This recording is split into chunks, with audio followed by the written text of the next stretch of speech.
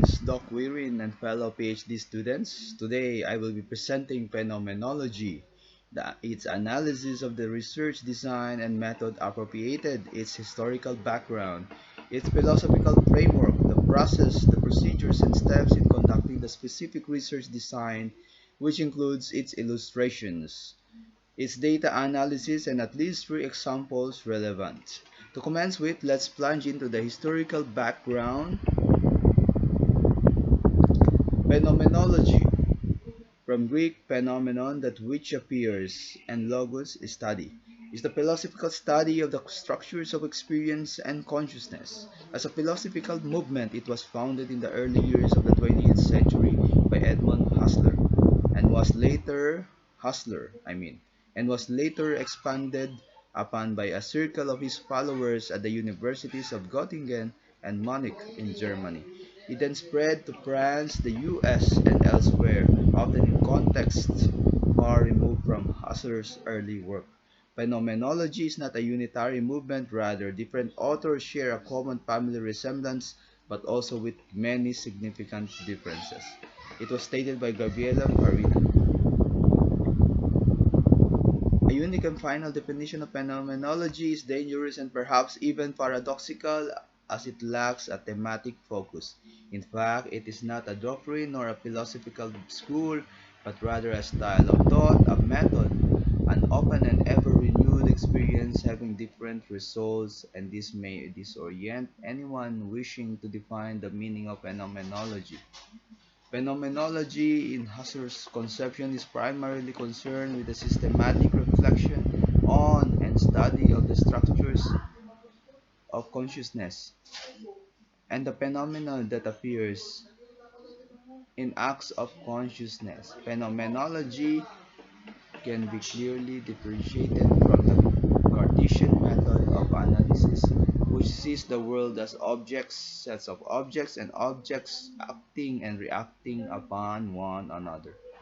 Husserl's conception of phenomenology has been criticized and developed not only by himself, but also by students such as Edith Stein, Roman Ingarden, by hermeneutic philosophers such as Martin Heidegger, by existentialists such as Nikolai Hartmann, Gabriel Marcel, Maurice Merleau-Ponty, and Jean-Paul Sartre, by other philosophers such as Max Scheler, Paul Ricoeur, Jean-Luc Marion, Michael Henry, Emmanuel Levinas, Jacques Derrida, and by sociologists such as Alfred Such and Eric Voegelin. In its most basic form, phenomenology attempts to create conditions for the objective of study of topics usually regarded as subjective consciousness and the content of conscious experiences such as judgments, perceptions, and emotions. Although phenomenology seeks to be scientific, it does not attempt to study consciousness from the perspective of clinical psychology or neurology. Instead, it seeks through systematic reflection to determine the essential properties and structures of experience. These are the several assumptions behind phenomenology that helps explain its foundations.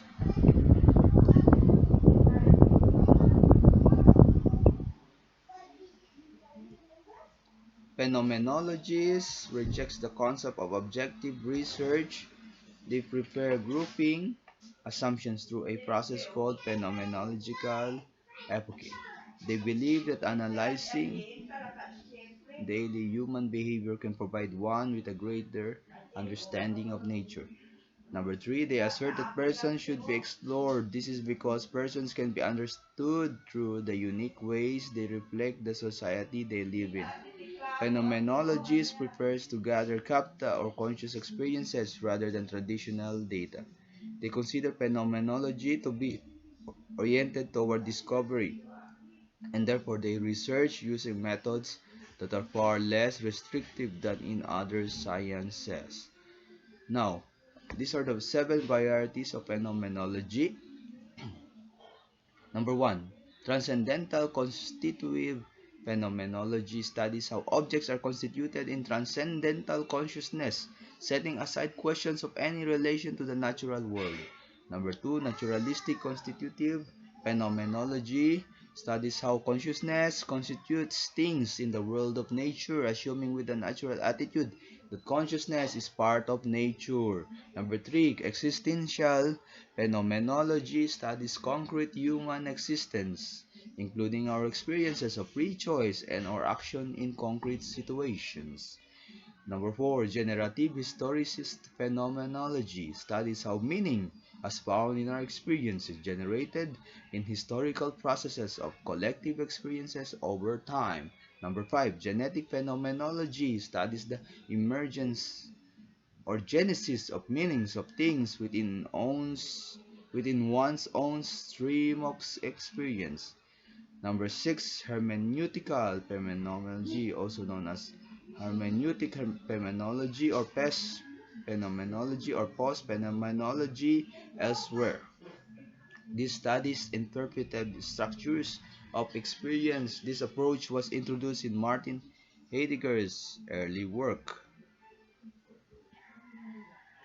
Number seven, we have the realistic phenomenology, also realist phenomenology studies the structure of consciousness and intentionality as it occurs in the real world, that it largely external to consciousness and not somehow brought into being by consciousness.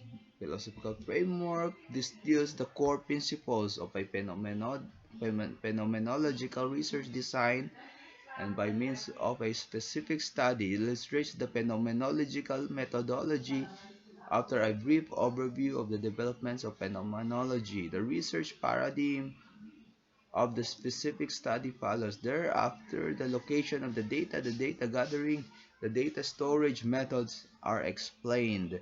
Unstructured in-depth phenomenological interviews supplemented by memory and essays by participants, a group study discussion, and field notes were used. The data explicitation by means of a simplified version of Heichner's process is further explained. The article finally contains commentary about the validity and truthfulness measures, as well as a synopsis of the findings of the study.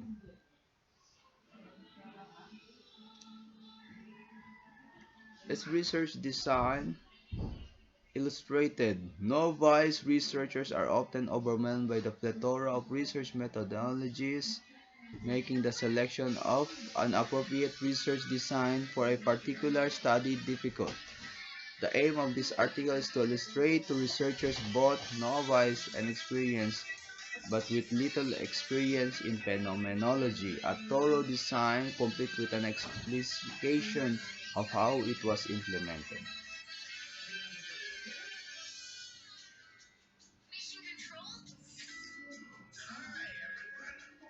Following 7 years of research methodology, including periods of formal study as well as the attendance of short courses and self-study, I came to the conclusion that one needs a grasp of a vast range of research methodologies in order to select the most appropriate design or combination of designs most suitable for a particular study. One further needs to make a thorough study of the methodology or methodologies chosen to execute good research practice. Often authors contradict one another, which requires that researchers need to exercise well-informed choices, make their choice known, and substantiate it. I wanted to do research regarding the aspect of teaching and learning practice, namely cooperative education, which based on my experience and literature review, I I found to be often misunderstood or poorly practiced, needing a suitable explorative research design that would prevent or restrict my own biases. After some investigation, I chose phenomenology. Having selected a suitable research design, I found that Rand Afrikaans University Library held a collection of excess of 250 titles on phenomenology. Most of the titles are shelved under philosophy and the remainder with psychology, literature, languages, education, sociology. However, I experienced major difficulty in finding literature that provides guidelines on conducting phenomenological research. Therefore, although I do not regard this article authoritative, I offer it as a guide to spare other researchers some agony.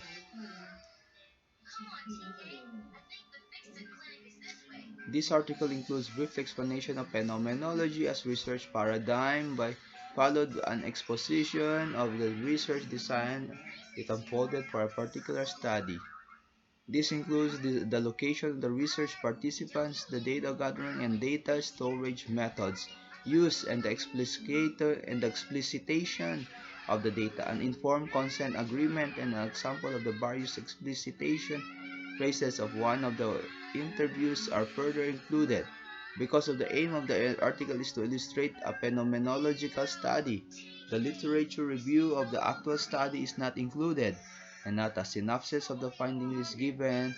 An overview of phenomenology follows. Okay.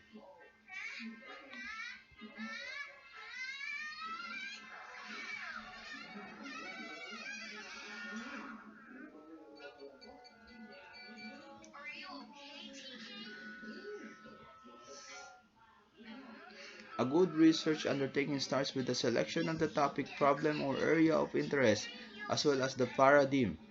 Trace paradigm back to the Greek paradigmal and Latin origins paradigma, meaning pattern, model, or example. A paradigm is the flattening of the thinking of a person. It is a principal example among examples, an exemplar or model to follow according to which design actions are taken. Differently stated, a paradigm is an action of submitting to a view. This view is supported by Denson and Lincoln, who define a research paradigm as a basic set of beliefs that guide action, dealing with first principles, ultimates, or the researcher's worldview. A researcher's epistemology, according to Holloway, Mason, and Creswell, is that literally her theory of knowledge which serves to decide how the social phenomena will be studied. My epistemological position regarding the study I undertook can be formulated as follows. A data are contained within the perspectives of people that are involved with cooperation education programs, either in coordinating capacity or as a program participant. B, because of this, I engage with the participants in collecting data. Based on Davidson and Jones, I identified the phenomenological methodology as the best means for this type of study. Phenomenologists, in contrast to positivists, believe that the researcher cannot be detached from his or her own pre-assumptions, and that the researcher should not pretend otherwise. In this regard, state that individual researchers hold explicit beliefs. The intention of this research at the outset, preliminary focus, was to gather data regarding the perspective of research participants about the phenomenon of the growing of talent and the contribution of cooperative and education in this process. For the sake of clarity of this illustration by example, I consider necessary to specify what I mean when referring to a cooperative educational talent. In the first instance, the International Dictionary of Adult and Continuing Medication defines cooperative education and cooperative program respectively as follows: a form of education in which the school or educational institution and the occupational field cooperate in order to provide a joint educational program with alternate attendance in both school and work, a concept used in U.S. education. The US equivalent of the sandwich course in the UK, where a student spends blocks of time in an educational institution and blocks in the workplace. Courses of the nature are usually either at professional qualification or undergraduate level.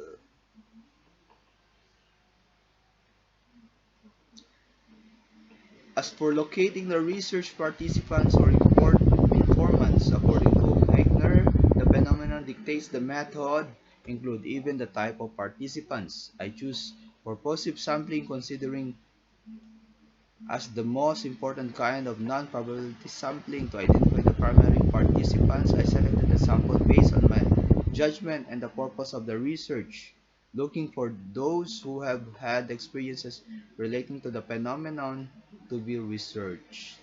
I made use of internet searches and telephonic inquiry to the offices of the academic vice principals of all higher education institutions in Gauteng, South Africa to identify the program managers at such institutions in Gauteng, South Africa to identify the program managers at such institutions who are responsible for educational programs that are tailored to the needs of and offered in collaboration with commerce, industry, and or government interviews with a range with these program managers. These interviewees are the primary unit of analysis with their informed consent. In order to trace additional participants or informants, I use snowball sampling. Snowball sampling is a method of expanding the sample by asking one informant or participant to recommend others for interviewing. Call those through whom entry is gained, gatekeepers, and those persons who volunteer assistance, key actors or key insiders. Historically, the common term was informants, a term which is losing popularity owing to negative connotations. Qualifies a gatekeeper as someone with the formal or informal authority to control access to a site, a person from whom permission is required. Key insiders often adopt the researcher, cautious that such adoption may isolate the researcher from some potential informants or subjects. I request the purposive sample interviews to give at their discretion the names and contact details of persons based in commerce, industry, or government who a were co-responsible for the educational programs who had participated in the program presented. Regardless of these strategies, the most accommodating gatekeepers did, as caution to some extent, influence the course of the research unfolding by, for example, steering me to look into learnerships. In order to ensure ethical research, I made use of informed consent. However, not asking the leading central research question given under the next heading is not regarded as deception based on Bailey's Re- recommendation items. Develop a specific informed consent agreement. In order to gain the informed consent from participants, namely that they are participating in research, the purpose of the research without stating the central research question, the procedures of the research, the risks and the benefits of the research, the voluntary nature of research participation, the procedure used to protect confidentiality. Further observes that deception might prevent insight, whereas honesty coupled with confidentiality reduce suspicion and promote sincere responses. The informed consent agreement form must explain to the subjects at the beginning of each interview. Most potential subjects assigned by the agreement and those who did not were not pressured to participate in the study. All who ended up being participants were in agreement with its content and signed. For the data gathering methods, the specific phenomena from the Greek word phenomenon, which meaning appearance, then it focus is cooperative education and more particularly the joint ventures completed and or underway between educational institutions and enterprises in order to educate people and grow talent. My central research question was what is the contribution and that cooperative education can make into the growing talent of the South African people. However, caution that the researcher must allow the data to emerge. Doing phenomenology means capturing rich descriptions of phenomena and their settings. For this reason, the actual research questions were put in put to participants, both academics and enterprise representatives involved, where, how did or do you experience the joint educational venture? What value, if any, had been derived from the collaborative effort? Excuse me. Hale draws a similar distinction between the research question and the interview question further. It was important to keep in mind that the findings may or may not illustrate that the practice of cooperative education contributes to the growing of talent in this regard. State that inquiry doesn't mean looking for answers. I conducted unstructured, in-depth phenomenological interviews with both the educational institution-based program managers and with the enterprise representatives. The remainder of this paragraph is how this explains how these interviews were conducted. My questions were directed to the participants' experience, feelings, beliefs, and convictions about the theme in questions. Hustler called it bracketing when the inquiries performed from the perspective of the researcher. Bracketing in this study entailed asking the participants informant to set aside their experiences about the collaborative educational program and to share the reflection of its value. Data were obtained about how the participants think and feel in the most direct ways. I focused on what goes in within the participants and got the participants to describe the life experience in a language as free from the constructs of the intellect and the society as possible. This is one form of bracketing. There is also a second form of bracketing, which is about the researcher that must bracket his or her own preconceptions and enter into the individual's life world and use the self as an experiencing interpreter. Points out that the Hustler called the freedom from suppositions the epoche, a Greek word meaning to stay away from or abstain. The informal interview is a conscious attempt by the researcher to find out more information about the setting of the person. The interview is reciprocal. Both researcher and research subject are engaged in the dialogue. I experienced that the duration of interviews and the number of questions varied from one participant to the other. In addition to the 10 interviews conducted in the study, the educational institution-based program managers in two instances arrange access to program participants. Depending on the circumstances, I either talk directly to the program participants to ask them to write essays or work through the program manager and presented the following request. Write down your viewpoint, perspectives, or feelings of the program you are undergoing or you have completed. You need not give your name.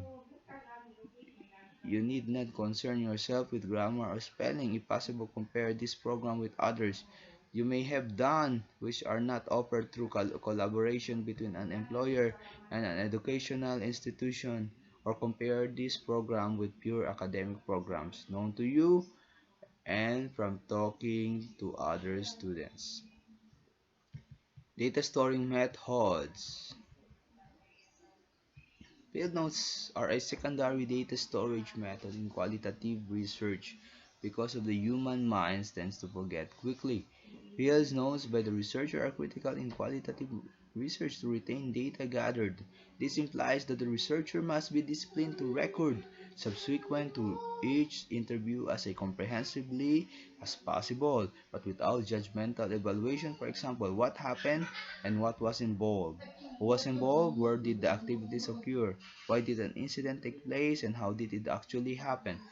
Furthermore, emphasizes that field notes should be written no later than the morning after. Besides, discipline notes also involve luck, feelings, timing, whimsy, and art. The method followed in this study is based on a model or scheme developed by Leonard Schutzman and Anselm Strauss, supplemented by Robert Burgess. We will be discussing the four types of field notes were made. Number one, observational notes. What happened notes, dim notes, important enough to the researcher to make emphasizes the use of all the senses in making observation. That was number one. Number two, this is the theoretical notes, attempts to derive meaning as the researcher thinks or reflects on experiences. Number three, methodological notes, reminders, instructions, or critique to oneself on the process. Number four, analytical memos, end of a field day summary or progress reviews. At this juncture, it is important to note that the field notes are already a step toward data analysis. Remarks that because field notes involve interpretation, they are properly speaking part of the analysis rather than the data collection.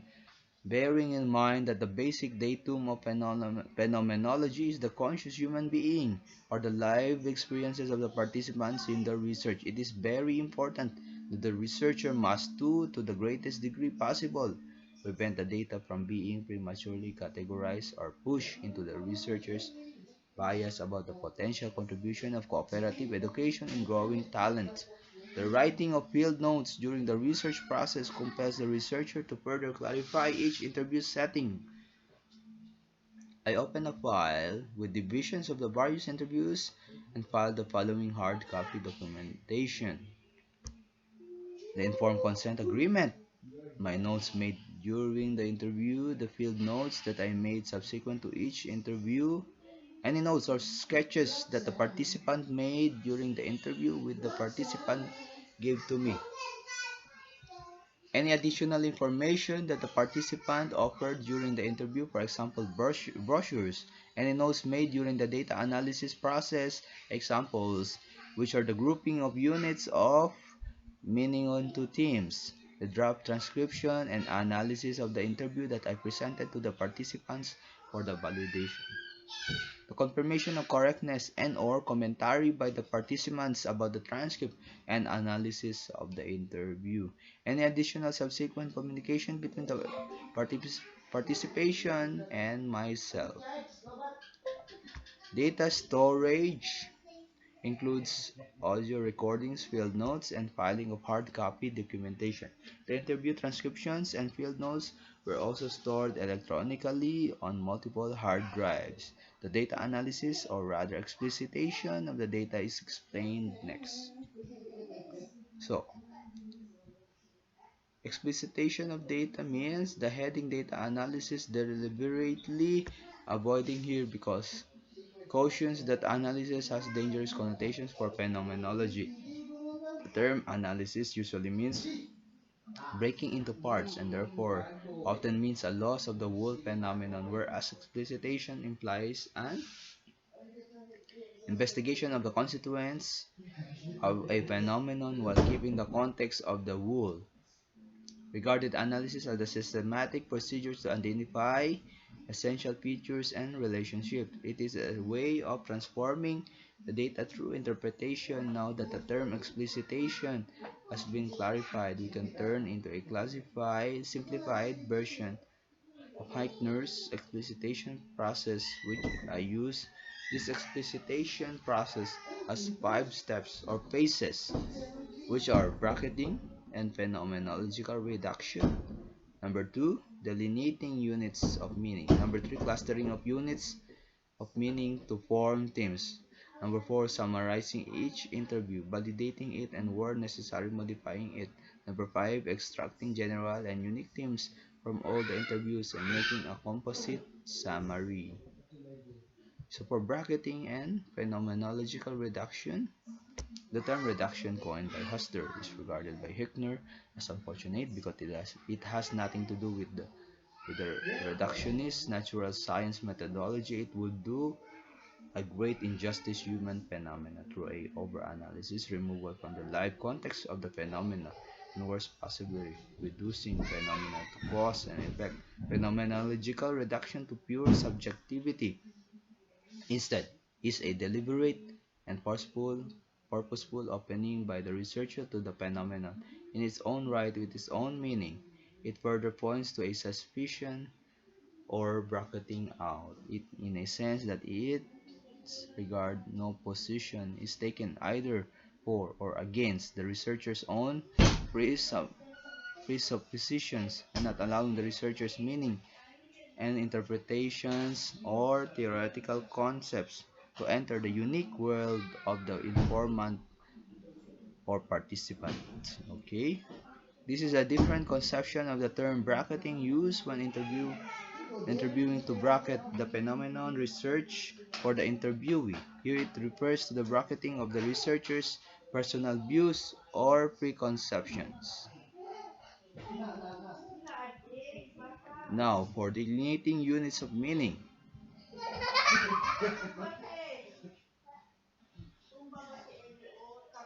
This is a critical phase of expliciting the data, in that those statements that are seen to eliminate the research phenomenon are extracted or isolated.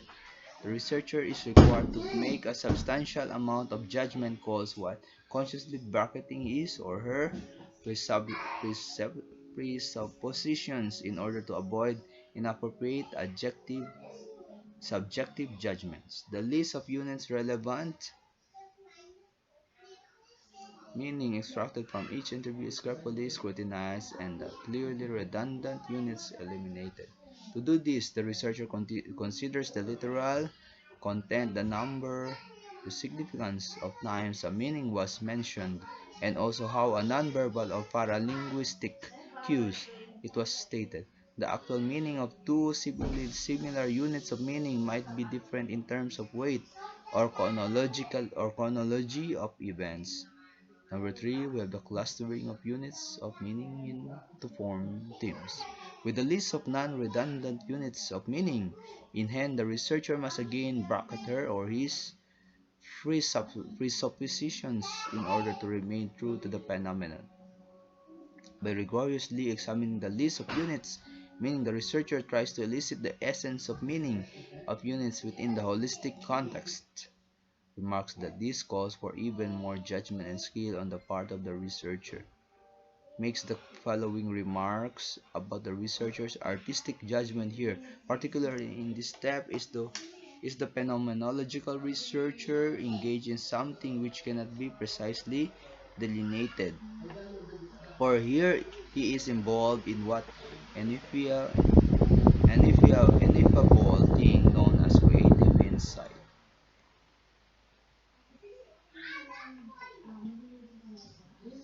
Number four, summarizing each interview, validate and modify. A summary that incorporates all the themes elicited from the data gives a holistic context.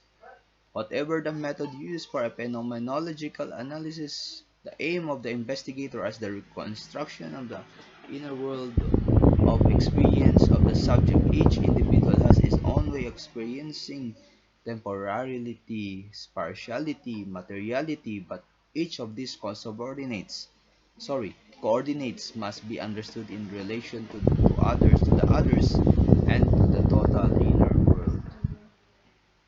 In this point, the researcher conducts a validity check by returning to the informant to determine if the essence of the interview has been correctly captured.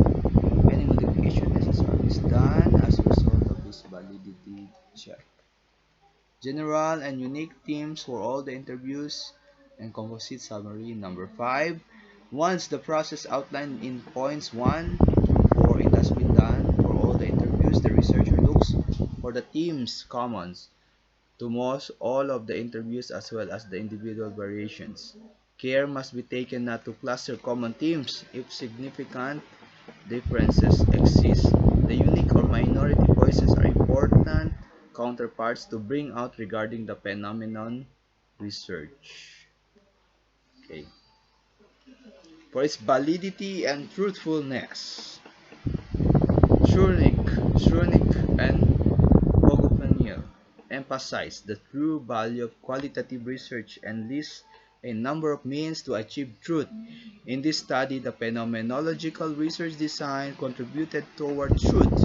I bracketed myself consciously in order to understand in terms of the perspectives of the participants interviewed. The phenomenon that I was studying, that is the focus was on an insider perspective. The audio recordings made of each interview and again bracketing myself during the transcription of the interview or further contributed to truth. Thereafter, subjects receive a copy of the text to validate that it reflected their perspective regarding the phenomenon that was studied. A synopsis of the finding of the completed study is presented next. The composite summary above only reflects the themes are the common most or all of the interviews. However, individual variations are unique themes are as important as commonalities with regards to the phenomenon research. From the study undertaken, it is evident that the logistical organization and coordination of joint ventures between educational institutions and enterprises are very important factors in growing talent.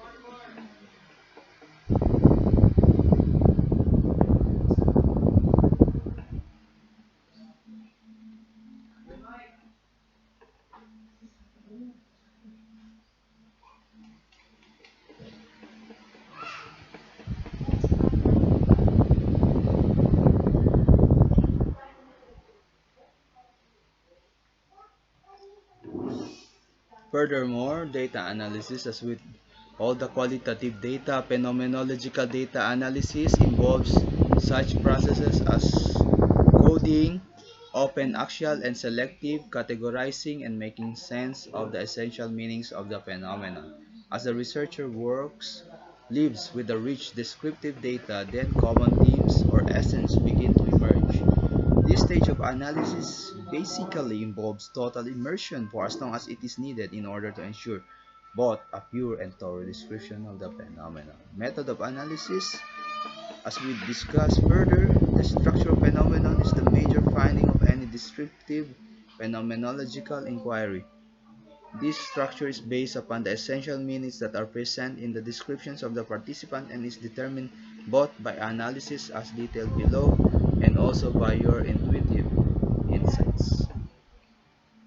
An overview how to analyze phenomenological research will look method of analysis described by Kleeman.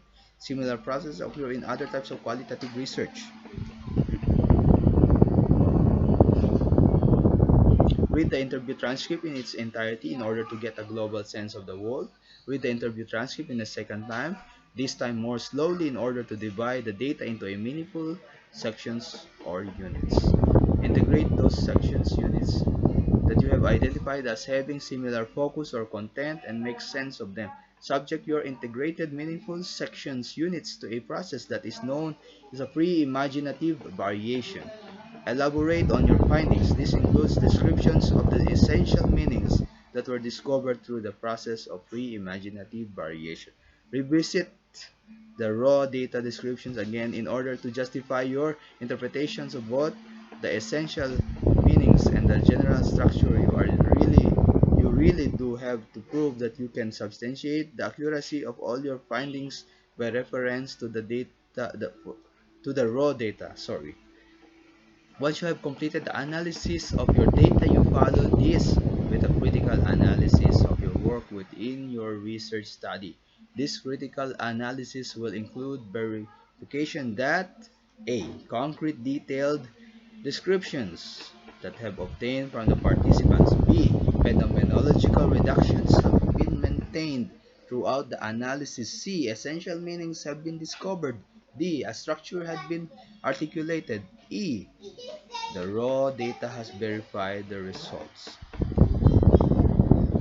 That's the end of my discussion. And also, I prepare a maximum of 5 significant inquiries to be solved by my fellow PhD students. Number 1. As to a simplified account of Hickner's explicitation process that has been considered. Hence, what are the 5 phases of the explicitation process entails? Number 2. Field notes are a secondary data storage method in qualitative research because the human mind tends to forget quickly. Field notes by the researcher are crucial in qualitative research to retain data gathered. The method followed in this study is based on a model or scheme developed by Leonard Schwarzman and Anselm Straw supplemented by Robert Bruce. Here's the question. Then what are the four types of field notes were made? Number 3, throughout antiquity or history, how and when did the phenomenological study revealed? Number 4, what is the interpretation of the word phenomenology? And number 5, as per our discussion, can you name what one distinct argument concerning phenomenology can you yield and express established on the link presentation? Fellow PhD students and Doc Wireen, thank you for viewing my presentation. Good luck and keep safe. Goodbye.